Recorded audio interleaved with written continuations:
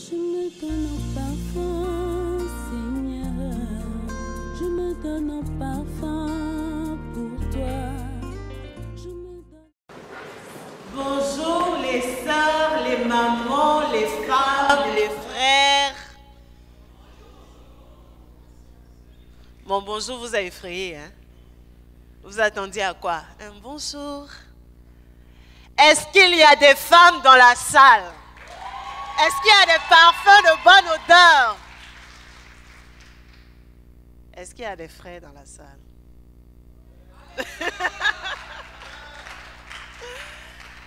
Alléluia. Gloire à Dieu. Je bénis le Seigneur. Ce n'est pas culture générale, hein, parce que généralement, quand les gens ils viennent à la chair, je bénis le Seigneur qui m'a fait la grâce, l'honneur et tout. Je bénis vraiment le Seigneur qui me fait la grâce d'être là. À chaque fois qu'il me permet de me tenir à la chair ici, surtout à Rabat, je suis remplie d'émotions et de reconnaissance parce que ça a été l'une des premières paroisses que j'ai visitées quand je venais au Maroc. Et 9 ans plus tard, celle que j'étais en venant, en rentrant dans cette salle, la première fois n'est plus la même. Et je bénis vraiment le Seigneur qui m'a aidé à être là. Et j'ai encore envie, j'espère encore qu'il fera, qu'il remplira le vase que je suis, qu'il me donnera d'aller encore de gloire en gloire avec lui. Je remercie le comité d'organisation qui me fait le privilège de tenir ce micro. Et je bénis toutes les sœurs et aussi les frères qui sont là, assoiffés du Seigneur, qui ne sont pas venus écouter la sœur Emmanuelle, mais qui sont venus écouter le Seigneur. Donc pour celles qui ne me connaissent pas ou ceux qui ne me connaissent pas, je suis Emmanuelle Corée, de la paroisse de Fès, ivoirienne et fière de l'être. Ouais. Et je sers le Seigneur au sein de ma communauté et c'est une joie d'être là. Avant de commencer et de nous donner ce que le Seigneur m'a mis à cœur, pour chacun d'entre nous, moi la première, on va encore recommander ces moments entre les mains du Seigneur. On va recommander ces moments. Chacun va prier pour son cœur. On va prier pour l'atmosphère spirituelle. Lorsqu'on a chanté le chant comme un étendard, ton nom a été levé, j'avais l'image de ces ambassades terrestres qui ont un indicatif. Lorsque tu vas vers l'ambassade de la France, tu as toujours un drapeau qui est mis, qui est le signalement de ce que c'est l'ambassade de la France, que c'est une représentation diplomatique. Nous ici, nous sommes chacun des ambassadeurs de Christ et on a une représentation dans ce temple. Qui le croit? Amen. Et notre drapeau élevé, ce n'est pas nos œuvres, ce ne sont pas nos dires, ce ne sont pas nos mains élevées, ce ne sont pas nos chants. Ce n'est rien de tout cela.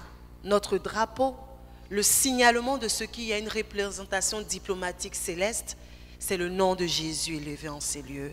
Donc nous allons encore élever son nom, nous allons lui dire qu'il est alpha et oméga de ces moments et qu'il prenne le contrôle de chaque instant afin que la gloire lui revienne à lui seul. Prions. Père éternel, je voudrais glorifier ton nom en ces lieux.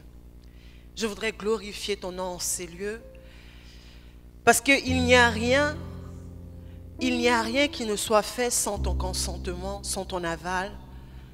Il n'y a rien qui ne soit fait sans que tu ne l'aies voulu. Surtout, lorsque nous acceptons de te soumettre aux toutes choses. Surtout, lorsque nous acceptons de répondre oui à ton appel. Tu nous as fait la grâce à moi de me tenir là. Tu as fait la grâce à ma bien-aimée dans cette salle de dire oui Seigneur, nous venons à tes pieds comme Marie, t'écouter au bon maître. Nous refusons de repartir tel que nous sommes venus. Seigneur, ce pourquoi tu nous as donné la force, le courage, les moyens de venir. Ce pourquoi nous avons laissé nos conforts, nous allons laisser nos activités, nous allons laisser peut-être nos occupations ce week-end pour être là, que nous puissions le saisir pendant ce week-end. Nous voulons repartir remplis, nourris de toi, grandis en toi. Nous voulons repartir fortifiés. Nous voulons repartir affermis. Nous voulons repartir avec les cordages étendus, avec nos tentes qui s'étendent. Parce que toi, Seigneur, tu nous déploies pendant ce week-end. Oh, viens déterminer toutes choses en ces lieux. Viens baliser ce lieu. Cette représentation diplomatique dans ce temple est la représentation de la cour céleste. Alors que l'armée des cieux soit notre partage. Oh, que la cour céleste nous environne afin que nous soyons gardés comme la prunelle des yeux. Nous refusons qu'en ces lieux, tout intrus qui n'a pas la nationalité du royaume céleste vienne semer la discorde, vienne semer la distraction, vienne semer toutes sortes de malaises en ces lieux. Je bannis tout malaise physique au nom de Jésus-Christ.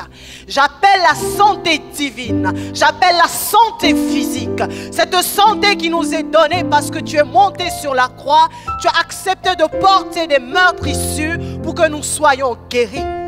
Alors je proclame qu'en ces lieux, la santé divine est notre partage.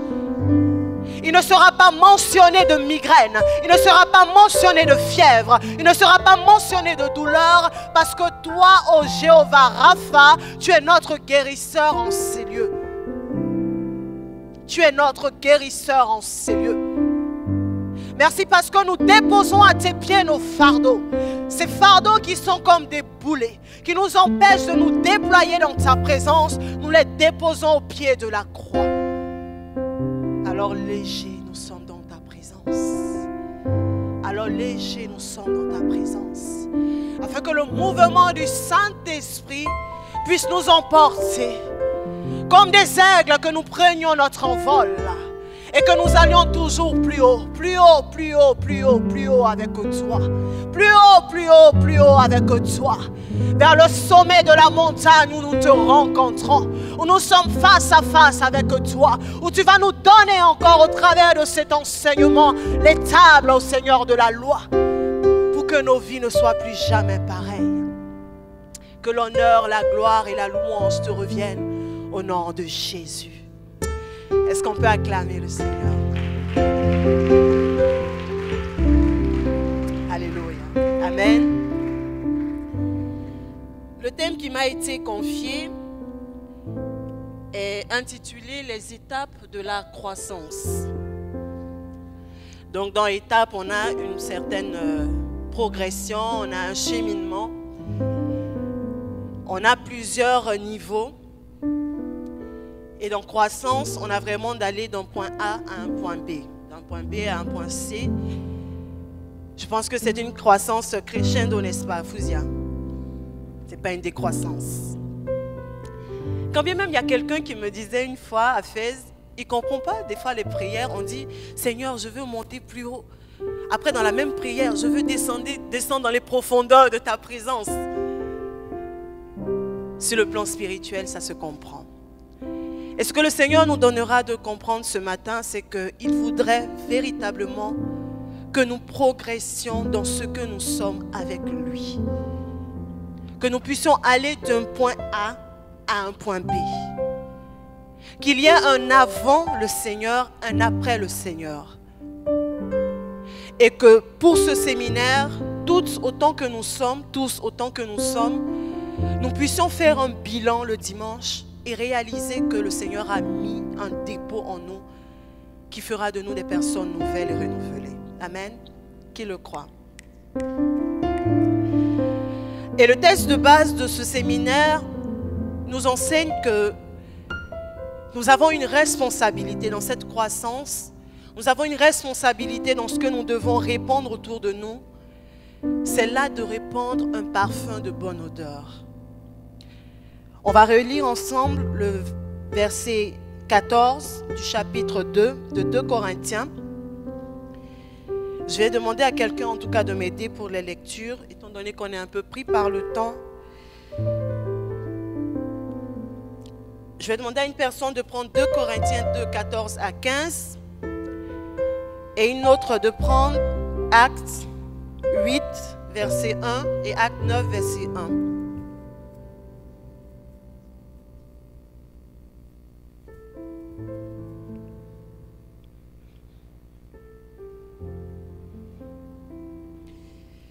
Donc j'ai 2 Corinthiens 2, 14 à 15 et Actes 8.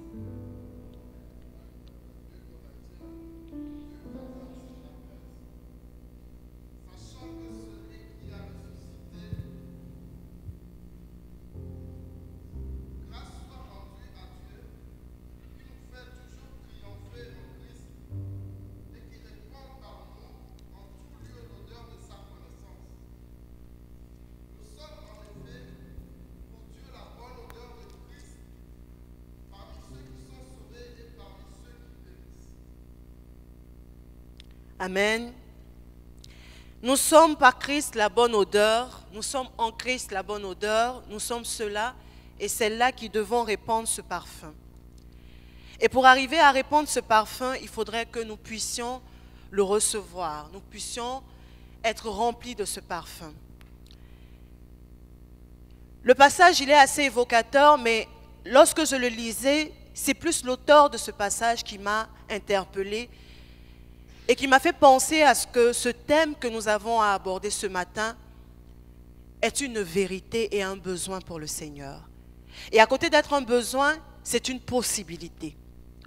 On peut véritablement croire dans ce que nous sommes avec le Seigneur et répandre autour de nous un bon parfum. Pourquoi je le dis? Parce que l'auteur n'est autre que Paul.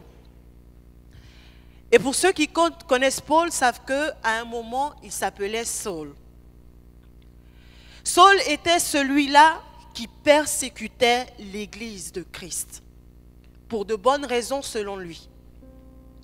Il était docteur de la loi, il était investi des Écritures, et pour lui, il faisait bien que de persécuter ceux-là qui se prétendaient être détenteurs de la vérité, qui avaient marché avec Jésus. Donc il allait de ville en ville avec des lettres écrites par les grands de leur époque, pour chasser, persécuter, tuer, emprisonner tous les disciples, tous les apôtres. Et il y a eu un jour où le déclic s'est fait dans sa vie et les choses n'ont plus été les mêmes. Ce même Paul qui dit en 2 Corinthiens 2, 14 à 15 que nous sommes la bonne odeur de Christ, que nous pouvons être un reflet de Christ. Je ne vais pas revenir sur la prédication d'hier de maman Alice, mais pour paraphraser, nous sommes ces femmes et ces hommes qui sont appelés à manifester Christ. Ce même Paul qui le dit est celui-là qui, des temps avant, c'est écrit, des années avant d'écrire cette lettre aux Corinthiens, était quelqu'un qui répandait un parfum de mort, un parfum de peur, un parfum de crainte, un parfum de deuil. La Bible dit en Actes 8 qu'il avait pris avec lui des lettres pour aller persécuter l'Église. Il avait pris avec lui des décrets pour aller tuer. Et lorsqu'il rentrait dans une ville, quand des personnes entendaient parler de Saul qui rentrait, c'était la débandade. Parce qu'on savait que c'était le symbole de la destruction. Ce même Paul a été transformé. Et tout au long de cet enseignement, nous allons voir les étapes qui l'ont fait quitter de répandeur, si je peux le dire, de mort, de parfum de mort, de parfum de deuil, de parfum de tristesse, parce qu'il avait endeuillé des familles, parce qu'il avait semé le trouble, à un Paul qui est devenu un vase utile pour le Seigneur, dans lequel il y avait un parfum qui se répandait et qui apportait la vie. La plupart des épîtres, la plupart de ce que nous avons à citer de la vie des apôtres, de la vie après Jésus, ces écrits ont été faits par Paul. Jusqu'à aujourd'hui, nous bénéficions de ce parfum de vie qu'il a répandu. Alors ce sera le modèle que nous allons utiliser au cours de ce moment pour voir et pour être enseignés sur comment croître dans notre marche avec le Seigneur. Comme je le disais, il y a eu un jour où il y a eu le déclic dans la vie de Paul. C'était sur le chemin de Damas. Nous n'allons pas relire l'histoire, mais à partir de Acte 8, vous pourrez le lire à la maison. Sur le chemin de Damas, il a rencontré le Seigneur, qu'il a ébloui. Il a été aveuglé, il est tombé de son cheval et tout. Cette rencontre. Pour pouvoir croître avec le Seigneur, pour pouvoir évoluer avec le Seigneur, il faut un point de départ. Il faut un point de départ. Il est impossible de dire que nous voulons progresser dans notre marche avec le Seigneur. Nous voulons voir les promesses de Dieu se manifester dans notre vie s'il n'y a pas eu un point de départ, une rencontre avec celui-là qui nous aidera à croître. Et il y a des signes manifestes de ce que nous avons véritablement rencontré le Seigneur. Jésus pourra dire à Nicodème en Jean 3,6 qu'il faudrait naître d'eau et d'esprit. Il faudrait être né de l'esprit et non de la chair pour que nous puissions être du royaume des cieux. Il va le lui expliquer parce que Nicodème voudrait être de ceux-là qui étaient avec le Seigneur. Nicodème voudrait être en train de voir, de toucher, de bénéficier des miracles qu'il voyait faire de Jésus, de la manifestation de l'onction, de la joie et de la paix que Jésus répandait. Il voulait l'expérimenter. Il est allé voir le Seigneur et le Seigneur lui a rappelé, le Seigneur lui a dit, le Seigneur l'a enseigné sur le fait qu'avant de voir ces choses manifestes, il faudrait déjà qu'il y ait une naissance, une rencontre. Cette naissance, elle se passe lorsque tu entends cette parole de Dieu et que tu réalises que tu ne peux plus vivre de par toi-même. Tu ne peux plus marcher avec tes pensées. Tu ne peux plus faire les choix selon tes normes. Tu ne peux plus penser que tes diplômes ou que ta beauté ou que tes capacités ou que ta force ou ta vigueur de la jeunesse peuvent te permettre d'asseoir une certaine notoriété ou d'avoir une vie épanouie tout simplement. Tu réalises qu'il y a un vide et que quelqu'un te manque. Parce que depuis le jardin d'Éden, il y a un manque dans la vie de l'homme. Depuis qu'il a été coupé de la présence de Dieu, il y a un vide. Et donc lorsqu'on rencontre le Seigneur et qu'on réalise ce vide, on change, on shift, on confesse de la bouche, oui Seigneur, j'ai longtemps marché par moi-même.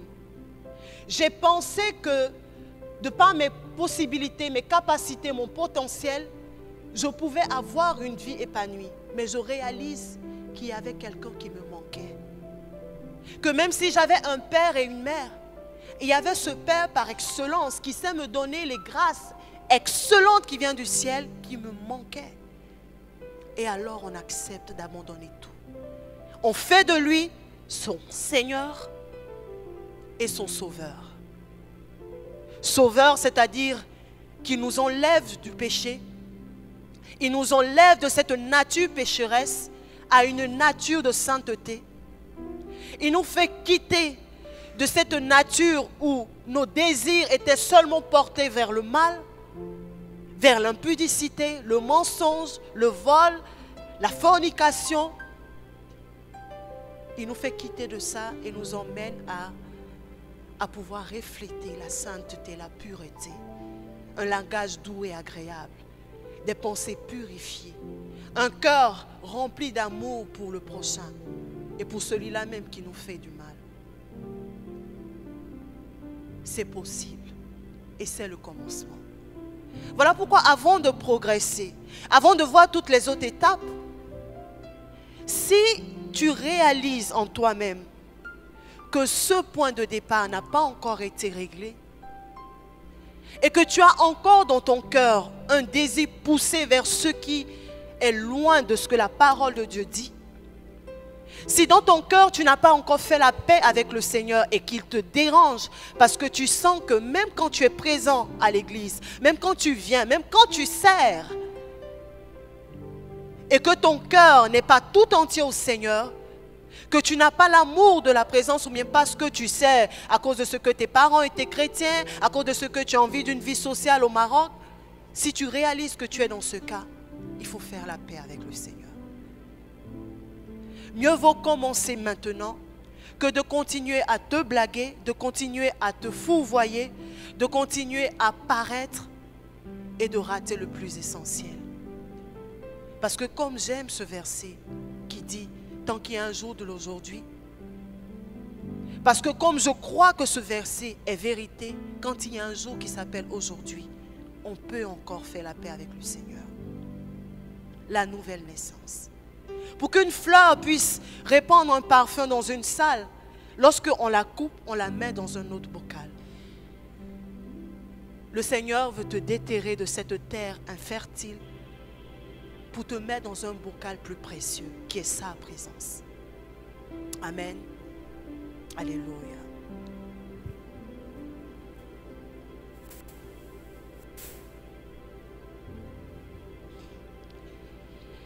Et lorsqu'on a fait la paix avec le Seigneur, alors tout commence. Lorsque Paul a fait la paix avec le Seigneur, le début d'une nouvelle vie a commencé. Il y a eu un shift. L'autre étape après la nouvelle naissance, c'est la formation. La formation. Et dans ce point, c'est exhaustif, hein, la liste peut être assez longue. Mais j'ai retenu 4 éléments qui sont importants dans cette formation. Paul n'a pas connu le Seigneur et automatiquement il a été celui qu'on connaît aujourd'hui, a commencé à écrire. Non, il est d'abord allé chez Ananias pendant quelques jours. Après, il est même allé dans un autre pays parce que ceux qui étaient là ne le reconnaissaient pas en tant que transformé, comme ça peut être le cas pour toi et pour moi. Il y a des transformations qui sont faites, mais ceux-là qui nous ont connus il y a 5 ans ou 10 ans ou 20 ans ont encore cette image de nous étant dans les boîtes de nuit, étant en train de fumer peut-être du hashish, étant en train de se prostituer, étant en train de pratiquer des avortements. Peut-être qu'ils ont cette image. Mais grâce soit rendue à Dieu qui redore toujours notre image. Bien aimé, ça peut prendre le temps que ça va prendre. Mais lorsqu'on accepte de passer par la formation, le Seigneur redore notre image. Et ceux-là qui étaient avec nous dans le monde sont ces mêmes personnes qui viennent témoigner qu'il y a eu un changement. Alors nous allons voir ces éléments de transformation qui sont obligatoires pour un chrétien. Parce que c'est le gage de ce que nous pouvons passer vraiment d'un point A à un point B. Le premier élément que nous allons voir, c'est la formation dans la parole de Dieu. Bien-aimés, si physiquement nous avons besoin de la nourriture pour croître, on va voir qu'un bébé, lorsqu'il naît, il peut être nourri au lait. La Bible même le dit. Après, à partir de 9 mois, je ne sais pas, bon, je n'ai pas encore d'enfant, je parle selon les connaissances générales. Je crois à partir de 6 mois ou 9 mois, il peut manger de la nourriture solide. Là, on lui donne un peu de purée avec mixé. Quand les dents commencent à pousser, on lui donne des choses à mâcher. À partir de 6 ans, c'est un autre type d'aliment. Et quand tu es comme moi, là, tu cherches même les os dans la sauce. Là. C'est ça.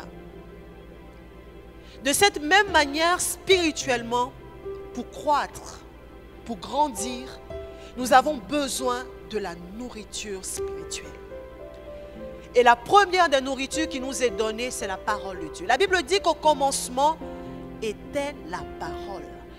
Tout a été fait par la parole. Bien-aimés, si aujourd'hui nous avons la terre avec des fondements solides qui ne s'écroulent pas, nous avons le globe terrestre qui ne vacille pas, si nous avons la possibilité de lever des murs, des maisons qui ne s'écroulent pas, si nous pouvons avoir la possibilité de marcher sur la terre avec ce que les physiciens vont dire comme la gravitation haute, mais si toutes ces choses tiennent dans le creux de la main de l'Éternel, c'est parce qu'il a dit et les choses se sont accomplies. Il n'y a que la parole de Dieu qui nous aide à pouvoir progresser. Et cette parole, premièrement, c'est Christ en nous qui prend forme. Christ en nous qui, de plus en plus, se rend manifeste. Parce qu'on lui laisse de la place. Parce qu'on lui soumet notre volonté. Parce qu'on lui soumet nos choix. Parce qu'on lui soumet nos décisions. Parce qu'on accepte de renoncer à notre volonté pour que lui soit manifeste. Il est le roi des rois, n'est-ce pas? Tant qu'on ne lui laisse pas ce droit d'être le roi des rois, donc d'avoir le pouvoir de décision sur nos vies, il ne peut être déployé en nous. Alors cette parole faite chair en Jésus-Christ ne peut être manifeste. Et nous ne pouvons croître.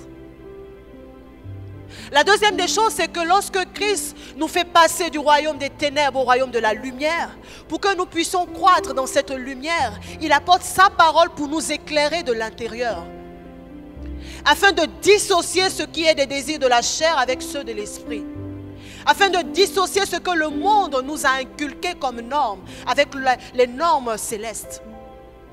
Lorsque le monde nous dira que passé l'âge de 30 ans, il est difficile de trouver un conjoint, lorsque les parents nous diront que passé un certain niveau, la femme a des difficultés d'enfanter, donc il faudrait qu'elle puisse bénéficier le plus tôt possible d'une semence pour procréer, quand bien même ce sera dans l'adultère, quand bien même ce sera en forniquant, la parole de Dieu viendra éclairer cette norme que le monde nous a inculquée et nous dira que la sanctification est le gage de voir Dieu à l'œuvre dans nos vies. Et que nous devons nous conserver purs. Parce que le juste maître que nous servons, celui à qui nous avons soumis notre vie, connaît nos besoins. Il les connaît mieux que nous-mêmes. Parce que c'est lui qui nous a tissés avec amour. C'est la différence qu'il y a entre nous et les autres. C'est la différence qu'il y a dans le christianisme et les autres religions. C'est que celui que nous servons, celui à qui nous décidons de dire oui, je fais allégeance, celui que nous décidons d'obéir, est celui qui nous aime plus que tout, pour avoir donné son Fils unique. Alors il connaît nos besoins. C'est sa parole qui nous fera comprendre et réaliser que sachant nos besoins, il sait répondre à nos besoins.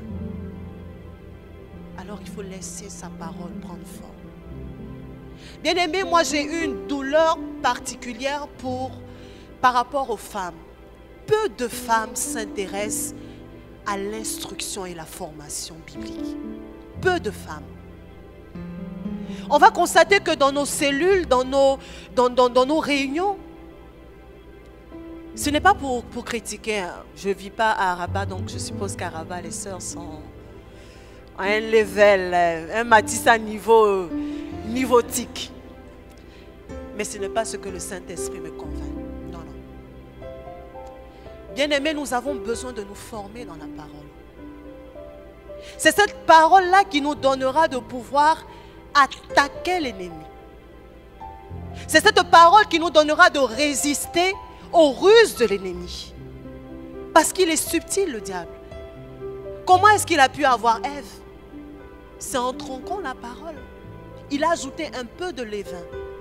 Et puisqu'elle n'était pas ferme, puisqu'elle-même, elle n'était pas ferme dans la compréhension, elle n'avait pas inculqué en elle-même cette parole de ce que tu ne dois pas manger du fruit. Tu ne dois pas manger, sinon tu mourras certainement. Puisqu'elle n'avait pas elle n'avait pas accepté cette parole. Elle ne l'avait pas inculquée dans sa mémoire. Elle ne l'avait pas nourrie en elle-même. Elle-même l'a tronquée. Et ça a été le début de la chute. Et la convoitise est rentrée. Il faut aimer la parole, les sœurs. Il faut creuser. Il faut se nourrir. Il faut se documenter. De nos jours, nous avons plusieurs moyens de pouvoir apprendre de la parole. Il y a des sites sur lesquels on a des commentaires bibliques. Il y a des enseignements, il y a des études qui sont faites dans nos églises. Combien de sœurs s'intéressent à cela? Bien aimé, si Paul a pu être transformé de Saul en Paul, c'est parce qu'il a été mis à part. C'est parce qu'il s'est retiré pour être enseigné à nouveau par le Seigneur, de sorte à ce que ce qu'il avait comme pensée étant juif, ce qu'il avait comme connaissance de la loi, soit transformé et qu'il puisse maintenant parler le langage céleste. parlait le langage céleste. Lorsque Jésus a été tenté dans le désert, c'est par la parole qu'il a réagi. C'est par la parole qu'il a fait fuir le diable.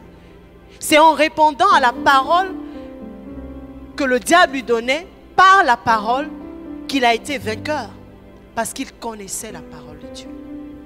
Donc non seulement il faudrait que Christ, qui est la parole, puisse prendre forme en nous, puisse être davantage le souci de nos cœurs, le sujet de nos méditations, l'objet de notre désir, mais il faudrait que la parole de Dieu nous illumine à l'intérieur pour nous transformer, pour transformer le système de pensée, pour renouveler notre intelligence, afin que nous pensions comme Dieu voudrait que nous pensions. Et cela passe par aimer la parole de Dieu, par la méditer. La Bible dit que médite la parole jour et nuit, nuit et jour, afin que tu réussisses dans tout ce que tu veux entreprendre. Bien-aimé, il y a tout dedans. Il y a tout dedans.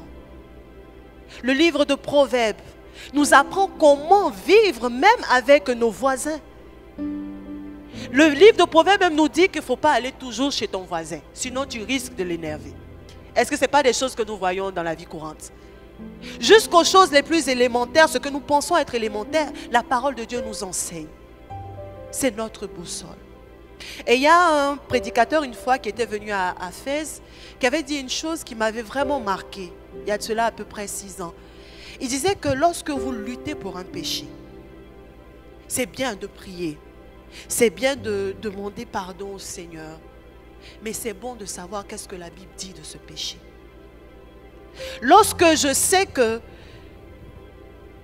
le mensonge est un péché et que je pleure devant le Seigneur, je lis la parole de Dieu sur le mensonge. Cette parole me dira quelle est la rétribution de ceux-là qui mentent. Cette parole me dira comment est-ce que je peux faire pour transformer du mensonge à la vérité, pour que ma langue soit exercée. Cette parole-là me dira comment est-ce que la crainte de l'Éternel dans mon cœur me permettra de me maintenir fidèle, parce que je ne veux pas désobéir à celui-là qui m'aime plus que tout. Amen. Il faut que nous aimions la parole de Dieu, parce qu'elle nous donne tout ce qui contribue à la vie et à la piété au moyen de la connaissance de Christ. Plus nous connaissons Christ par sa parole, plus nous aimons Christ, plus nous avons envie de le servir et plus nous avançons avec lui. Alléluia. Qu'il nous donne cette soif de sa présence, cette soif de sa parole. Notre formation que nous avons à expérimenter et à vivre obligatoirement, c'est cette formation dans la prière. J'ai cherché une formulation, mais je l'ai laissée comme ça. Il faudrait que nous nous formions dans la prière. La pensée, c'est laquelle? C'est que lorsque nous sommes nés de nouveau, nous recevons le Seigneur, nous avons l'Esprit de Dieu. Mais cet esprit en nous a besoin d'être entretenu par l'intimité.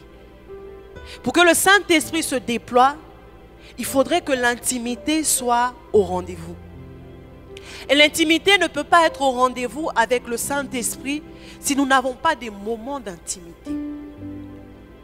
Et la formation dans la prière se révélera dans le fait que nous progressons dans notre façon de prier. Nous progressons dans notre temps accordé à la présence de Dieu.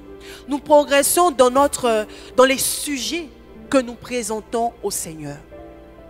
Bien-aimé, lorsqu'un enfant fait des demandes à ses parents, des fois l'enfant peut te demander une voiture, un enfant de 2 ans. Pourquoi? Parce qu'il a vu. Un enfant peut demander à ses parents un serpent. Pourquoi? Parce qu'il ne jauge pas les dangers qu'il peut avoir à avoir un serpent. Mais plus nous grandissons, plus nos besoins, plus nos demandes changent, n'est-ce pas? Les demandes d'un enfant de 2 ans ne sont pas les mêmes qu'un adulte, en tout cas un adulte sage. Il en est de même pour nous qui sommes spirituels. Lorsque nous progressons, lorsque nous sommes en train de croître, lorsque nous expérimentons les joyaux de la présence de Dieu, même nos sujets de prière changent. Ils deviennent de moins en moins égoïstes. Un enfant de 2 ans ou de 3 ans, il ne veut que, il ne veut. Un bébé de 2 mois, il ne veut qu'on le change, il veut qu'on lui donne à manger, il veut qu'on le porte, il veut qu'on lui fasse ça. Mais plus l'enfant est attaché à ses parents, plus il comprend les besoins de repos de sa mère, moins il a envie de fatiguer sa mère. Est-ce que vous me suivez? Est-ce que vous me suivez? Il faudrait que dans notre progression, dans notre croissance, nous arrivions à un stade où nos désirs, nos sujets de prière ne sont pas égoïstes, mais ils sont tournés et portés vers les intérêts du Seigneur. Et quels sont les intérêts du Seigneur? C'est que tous parviennent à la connaissance de Christ. Bien-aimé, lorsque tu es bébé spirituel, tu as des prières centrées sur tes intérêts. Tu as des prières centrées sur ton ego. Seigneur, je veux ça, je veux ce diplôme, je veux ceci, je veux cela. Ce ne sont pas des choses mauvaises en soi. C'est notre Père. Et il voudrait que nous venions à lui pour exposer nos besoins. Il a dit de venir, venez, approchez-vous avec assurance du trône de la grâce, afin d'obtenir miséricorde et d'être secourus. Il voudrait que nous venions à lui. Et gloire soit rendue à Dieu qui nous donne accès à son trône, qui nous donne accès à sa présence, pour que nous prenions, pour que nous ayons part à cette présence rassurante, paisible, qui nous communique la force. Mais il faut que nous arrivions à un autre stade. Lorsqu'on a des sujets de prière, surtout dans les assemblées où il y a plusieurs femmes, lorsqu'on donne les sujets de prière de mariage, tu as des amens avec des trémolos kilométriques. Pourquoi? Parce que les désirs de la chair, les désirs primaires, les besoins primaires parlent plus fort que ce qui doit être prioritaire. Les primaires, Dieu s'en charge. Mais nous devons passer à un autre niveau. Croître dans notre connaissance de Christ nous fera comprendre qu'il y a des besoins plus importants que le manger, que le boire, que le vêtir, que l'avoir un toit. Parce que Dieu s'en charge. Il dit que les fleurs des champs ont un vêtement plus somptueux que Salomon qui était le plus riche. Et celui qui leur donne ces choses, c'est ton Père, c'est mon Père. Il dit que ceux qui se soucient de ces besoins élémentaires, ce sont les païens qui n'ont pas encore compris que Dieu est dans un autre beat, quoi. Dieu est dans un autre beat. Il est dans un autre niveau de réflexion. Et comme j'aime le dire, il n'a de main que nos mains. Il n'a de pieds que nos pieds. Il voudrait qu'au travers de ta vie, il voudrait qu'au travers de ma vie, les projets qu'il a pour l'humanité se réalisent. Mais pour qu'ils se réalisent, il faut que nous nous oublions un peu. La mature spirituelle, c'est là qui progresse dans l'intimité avec les seigneurs. Lorsqu'elle se présente devant le trône, elle oublie même ses sujets. Elle oublie ses sujets. Bien-aimé, moi j'ai un secret. Lorsque je suis affligée, lorsque je suis éprouvée, il y a des goumets là. Ça te rentre dans ton cœur jusqu'à... Il y a des douleurs où même les larmes même refusent de couler.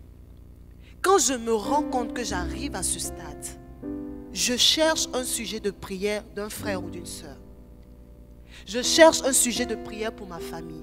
Je cherche un sujet de prière pour l'église. Et je rentre dans la présence de Dieu. Ça ne va pas durer. La paix et la joie du Seigneur seront mon partage. Pourquoi? Parce que quand on se soucie de ce qui intéresse le Seigneur, il penche le regard, il dit, ah, qui est en train de se soucier de ce qui se passe au Zimbabwe là? Attention. J'ai entendu ou je sens un parfum qui monte par rapport à la situation qu'il y a au Koweït. Le Seigneur, il regarde et puis il dit, attention, là, il y a une odeur qui monte là. On dirait que c'est un parfum de bonne odeur là, par rapport à tous ceux qui sont persécutés dans les pays arabes, tous ces chrétiens persécutés dans les pays arabes. Qui est en train de faire monter ce parfum? Il regarde et il voit la sœur Délivrance. Il dit, mais qu'est-ce qu'elle fait là, ma fille? Attention, là, elle touche mon cœur. Parce que je cherchais quelqu'un qui allait se tenir à la brèche. Parce que je cherchais quelqu'un qui allait se tenir en faveur de mon peuple. Parce que je cherchais quelqu'un qui allait intercéder en faveur de ceux-là qui sont opprimés. Parce que je cherchais quelqu'un qui allait se tenir pour dire non Seigneur, ne frappe pas. Il y a encore la possibilité à ce que ces personnes se convertissent. Quand bien même ils sont en train de décapiter des chrétiens, Seigneur, non. Que ta main s'arrête, que les fléaux s'arrêtent. Le Seigneur cherche. Et lorsqu'il sent cette odeur, sa faveur est le partage de cette personne qui a touché le cœur du Seigneur. Bien-aimé, il y a une grâce dans l'intercession. Lorsqu'on s'oublie, il y a une grâce dans l'intercession. C'est juste qu'aujourd'hui, tes problèmes, ce que tu appelles tes problèmes, restent tes problèmes et ne sont pas encore les problèmes du Seigneur. C'est parce que tu penses que ce sont tes problèmes. Lorsque tu vas les oublier, parce que tu sais que ton Père se soucie de toi, alors tu verras qu'il y aura exaucement. Nous avons besoin de nous oublier. De nous oublier pour les intérêts du Seigneur. Pour les intérêts du Seigneur. Qu'il nous fasse grâce de comprendre ces choses. Au nom de Jésus. Qu'il nous fasse grâce de comprendre ces choses au nom de Jésus. La formation dans la prière nous aide à être aguerris. Elle nous aide à pouvoir vaincre. Et à ne pas tituber. Parce que nous savons où aller. Parce que nous avons cette chambre haute où nous pouvons nous laisser être rassurés par le Seigneur. Nous avons cette chambre haute où nous pouvons courir dans cette présence pour recevoir du Seigneur ce réconfort ou cette orientation que nous cherchons. Qui nous aide à être matures dans la prière. Alléluia. Amen. L'autre formation par laquelle nous devons passer, c'est une formation auprès d'autres personnes. Bien-aimés, nous ne pouvons nous faire nous seuls. Pour croître, pour évoluer, il faut avoir le secours ou l'apport de quelqu'un d'autre. La fleur, pour qu'elle puisse éclore, a besoin de la chaleur. Ça vient de l'extérieur. La fleur mâle, quand je faisais les recherches, parce que j'ai fait un peu les recherches, je joue un peu les intellos. La fleur mâle, pour qu'elle puisse attirer d'autres insectes ou autre chose, répandre de l'odeur, mais ceux qui vont venir, ces insectes qui vont venir se poser, vont prendre du pollen pour aller sur des fleurs femelles, afin qu'elles puissent être pollinisées ou pollinisées, un truc comme ça. La partie là, ça m'a un peu fatiguée. Pour dire que cette fleur femelle, pour qu'elle puisse avoir le pollen, pour qu'elle puisse aussi fabriquer son parfum, a besoin d'un insecte qui vient se poser et cet insecte est passé par une autre. Nous avons toujours besoin d'autrui. Nous avons toujours besoin de l'extérieur. Premièrement, pour nous montrer véritablement qui nous sommes. Parce que le plus souvent, au contact avec les autres, nous nous voyons tels que nous sommes. Une personne seule peut se prétendre être bonne. Une personne seule peut se prétendre être gentille, être bienveillante, ne pas être colérique. Mais lorsqu'on te marche sur le pied, lorsqu'un autre pied te marche sur le pied, tu te rends compte que la colère n'était pas un passé, mais c'est une actualité. C'est au contact des autres que le Seigneur nous forme aussi. Que nous apprenons à pouvoir renoncer de plus en plus à la chair. Que nous apprenons de plus en plus à nous découvrir ces endroits cachés où nous n'avons pas encore laissé le Saint-Esprit entrer. Ce que nous appelons être moi, je suis. Et entre les femmes, nous avons beaucoup ce langage, caché ou pas.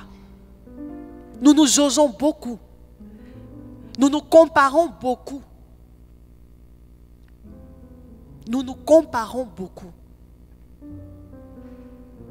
Et cela empêche beaucoup de sœurs de pouvoir bénéficier de la grâce d'autres sœurs. Est-ce que je parle à quelqu'un? Cela empêche beaucoup de sœurs, la jalousie, la convoitise. Ça nous empêche de bénéficier de la grâce d'autres personnes, de l'onction qu'il y a dans d'autres personnes, de l'enseignement de la vie, de l'expérience qu'il y a dans d'autres personnes. Parce que nous nous jaugeons beaucoup. Bien-aimé, si le Seigneur met à côté de toi une personne qui est contraire à toi, c'est pour travailler ce qui n'est pas bon. Ou pour que par toi, la personne puisse être influencée. Mais nous apprenons toujours des autres. Paul, avant d'être ce qu'il est, a dû apprendre auprès de ceux-là qui étaient là avant lui. Saul n'est pas devenu Paul du jour au lendemain. Il a fait presque 3 ans ou même un peu plus en étant formé.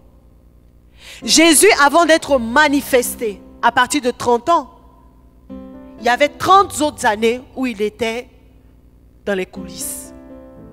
On l'a vu à 12 ans dans le temple et c'est fini. Il faudrait que nous acceptions aussi de nous laisser former par le Seigneur et au travers des autres. Au travers de l'expérience des autres, au travers des conseils des autres, au travers des dires des autres, au travers aussi des chutes des autres. Parce que lorsque je vois ma sœur qui était zélée à l'église et qui est tombée, ce n'est pas un sujet pour moi de rigolade. Ce n'est pas un sujet pour moi de me vanter parce que je suis encore debout. La Bible dit que celui qui est debout prenne garde de ne tomber. Ce n'est pas une gloire pour moi à arracher en prétendant que je suis encore maintenu dans la présence de Dieu. Mais c'est l'occasion de réaliser que tout est grâce. Et que celui qui n'a pas compris que c'est l'attachement perpétuel au Seigneur qui nous permet de pouvoir continuer à répandre le parfum de la sainteté, n'a rien compris. Alors quand l'autre tombe, je pleure devant le Seigneur pour sa vie, afin que le Seigneur le relève. Et j'implore la grâce de Dieu sur ma vie, pour que jamais je ne sois le sujet d'opprobre, pour que jamais je ne sois le sujet d'une confusion, pour que jamais je ne sois le sujet d'un quelconque scandale, que ce soit ici au Maroc ou ailleurs. Parce que tout est grâce. Alors laissons-nous former au travers des autres, par ce qui est bon d'eux, à la lumière de la parole de Dieu, et par ce qui est mauvais, en ne laissant pas notre vie être telle que ce que nous avons vu de mauvais. Amen. Que le Seigneur nous aide à être des modèles en toutes circonstances. Alléluia. Alléluia. Alléluia. Le Seigneur voudrait que nous puissions être des parfums de bonne odeur. Et si la fleur a ce parfum qu'elle a, ce n'est pas pour elle-même, mais c'est pour que ceux qui sont autour puissent en bénéficier. Il peut arriver que dans ce parcours, elle puisse être piétinée, qu'elle puisse être ébranlée, mais il n'en demeure pas moins que son objectif, c'est d'en faire bénéficier. Voilà pourquoi cette dernière formation dont je vais parler est importante aussi pour nous. Les épreuves par lesquelles nous passons ne doivent pas être un sujet de détresse, ne doivent pas être une raison pour anéantir l'impact que nous devons avoir sur les nations, sur nos familles, sur notre entourage. L'autre formation et la dernière formation que nous verrons, c'est la formation par l'épreuve. Bien-aimés, on ne peut pas croître sans épreuve. C'est impossible. Impossible. Parce que même Jésus, avant d'être révélé, après sa formation, il est passé au désert. La Bible dit qu'il est sorti revêtu du Saint-Esprit, mais il y a eu l'épreuve. Le diable est venu l'éprouver. Il y a ce que nous pouvons avoir dans notre vie comme épreuve ou comme tentation. Je vais vraiment faire la différence entre les deux. Il y a ce qui vient du mal, il y a ce qui vient du diable pour nous tenter, pour nous faire chuter. Et il y a ce qu'on appelle épreuve qui vient pour nous aider à passer à un autre niveau, qui vient éprouver notre foi. Pour les tentations, ça, on est clair, les désirs de la chair peuvent être ce qu'ils sont, mais nous avons cette responsabilité de dire à la chair, tais-toi. Tu as tes désirs, tu as tes pulsions, mais moi j'ai fait le choix de laisser le Saint-Esprit parler au travers de moi. Alors je vis pour le Seigneur. Mais il y a de ces épreuves où nous ne sommes même pas à l'initiative, mais qui surgissent dans notre vie avec l'accord du Seigneur, comme Job l'a pu l'expérimenter, afin de démontrer au Seigneur, afin de démontrer au monde des ténèbres, afin de démontrer aux frères et sœurs en Christ qu'il est possible d'avoir une nouvelle naissance, d'avoir une vie chrétienne et de mourir en gardant la couronne de vie, en ayant à garder la foi, parce que nous avons tenu. Et c'est là où le Seigneur nous appelle. On ne peut pas croître avec le Seigneur sans être éprouvé. De la même manière qu'un enfant, avant de se lever pour commencer à marcher, aura des chutes, aura à tomber, aura même à se blesser sur les genoux. De cette même manière, nous, spirituellement, quand nous commençons notre course, il peut arriver que nous tombons, il peut arriver que nous ayons un pied qui se déboîte, il peut arriver que nous ayons une entorse, mais nous devons arriver jusqu'au bout. Les épreuves dans nos vies ne sont pas là pour nous détruire, pas du tout. Si tu dois passer de la terminale ou du lycée à l'université, il y a des épreuves qui sont là juste pour révéler qui tu es. Qui sont là juste pour révéler si tu as été éprouvé dans la formation par la parole. Les épreuves sont là pour révéler si dans l'intimité de la prière, tu es au rendez-vous. Les épreuves sont là pour révéler si tu as compris que le Père Céleste est le tien. Et que comme il le dit en 1 Corinthiens 10:13, aucune épreuve qui ne survient dans nos vies ne sera au-dessus de nos forces. Bien aimé, ça c'est un verset qui me porte. Aucune épreuve, la Bible dit aucune épreuve qui ne survient dans nos vies n'est au-dessus de nos forces. Parce que quand bien même l'épreuve est là, notre Père Céleste prépare les moyens pour que nous puissions en sortir. Pourvu, ça c'est moi qui l'ajoute, pourvu que nous restions attachés à lui. Parce que seuls, nous allons sombrer. Comme Pierre qui marchait, comme Pierre qui avançait sur la mer et qui a commencé à s'enfoncer. Nous allons avancer et les épreuves peuvent vouloir nous enfoncer. Mais lorsque nous crions à lui, lorsque nous reconnaissons que c'est par lui que nous sommes forts, il vient, il nous prend par la main et nous fait passer à un autre niveau. Et nous arrivons de l'autre bord. Alléluia. Je ne sais pas quelle épreuve tu vis. Je ne sais pas par quoi tu passes. Peut-être que ce sont des échecs répétitifs au niveau de l'école. Peut-être que c'est un visa qui t'a été refusé. Peut-être que tu ne voulais pas venir au Maroc et que tu te retrouves là. Peut-être que tu es dans des fiançailles qui semblent ne pas aboutir. Peut-être que tu es dans un mariage, peut-être qu'il n'y a pas d'enfant. Peut-être qu'au niveau de ta belle famille, tu es diabolisé. Peut-être qu'au niveau de l'AMCI, l'argent n'arrive pas, les parents ont perdu le travail, je ne sais pas.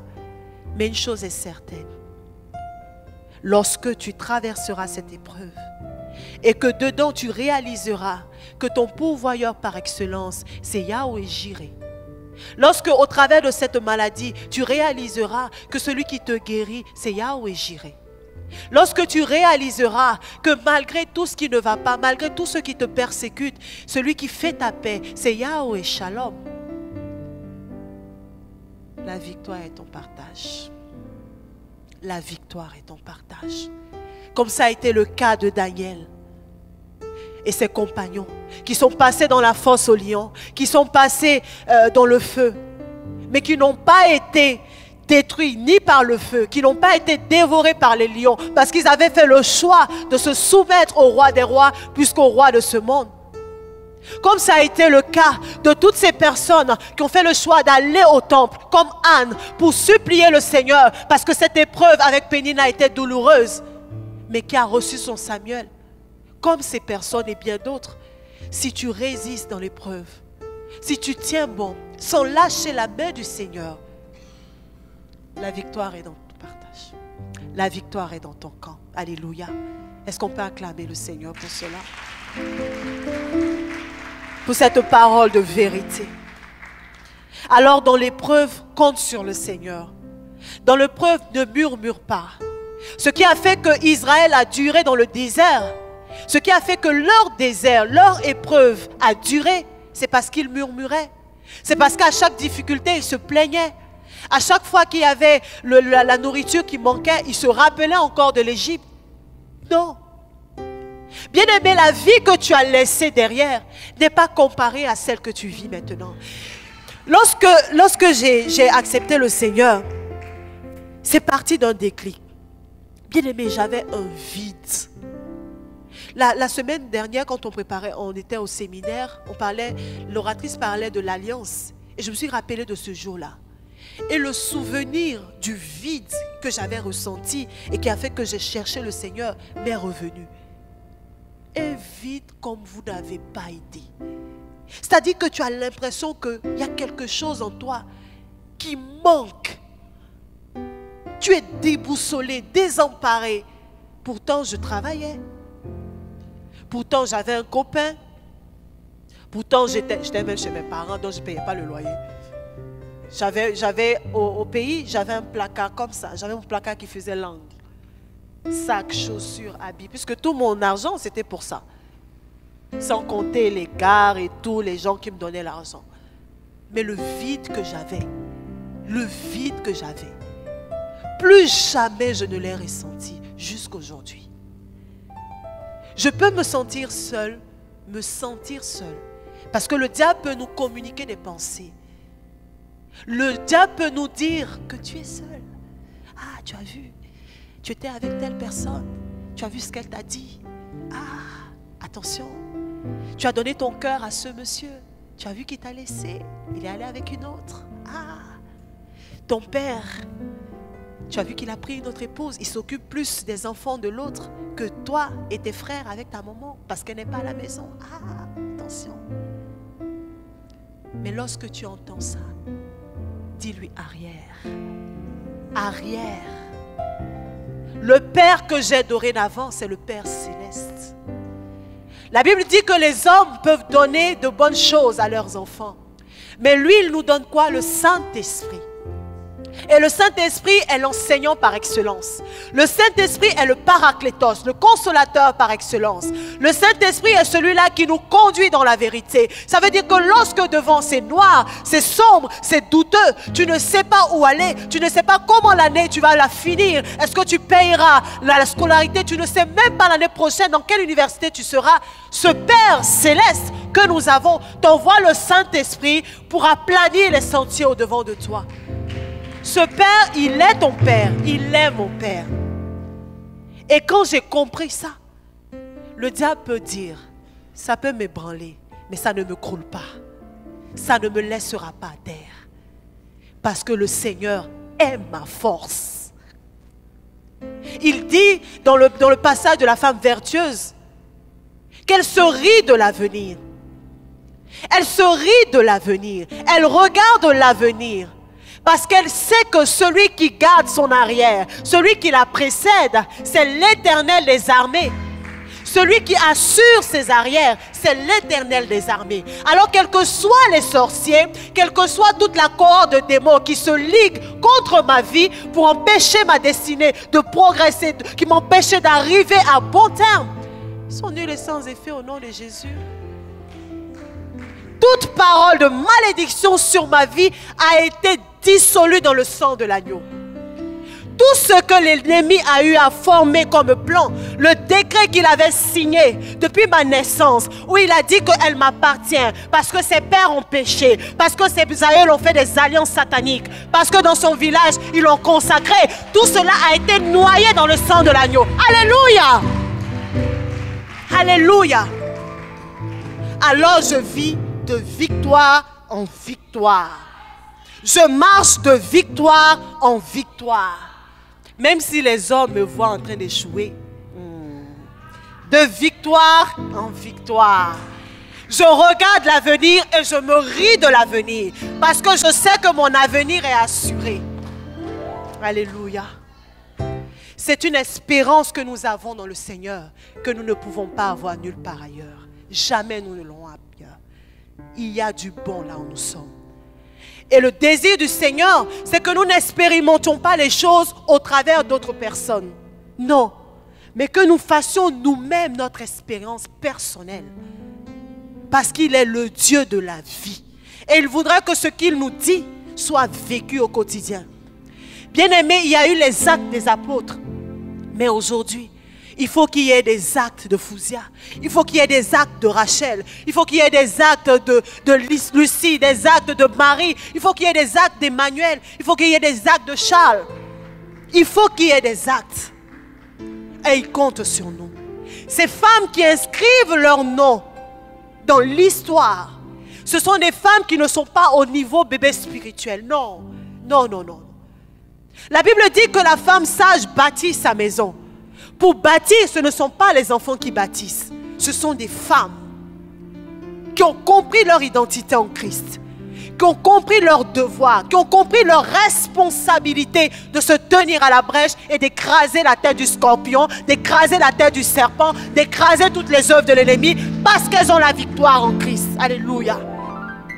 Alors, quel que soit ce que le diable te dit, quel que soit ce que le monde te dit, quel que soit le cocon dans lequel il veut t'enfermer de médiocrité dans la spiritualité, quelles que soient les rebelotes que tu fais dans le péché, aujourd'hui, le Seigneur te dit que c'est possible de passer d'un point A à un point B, de victoire en victoire. Est-ce qu'on peut se lever pour prier le Seigneur?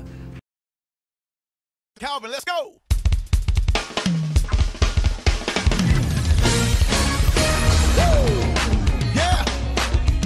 This song right here, we coming out past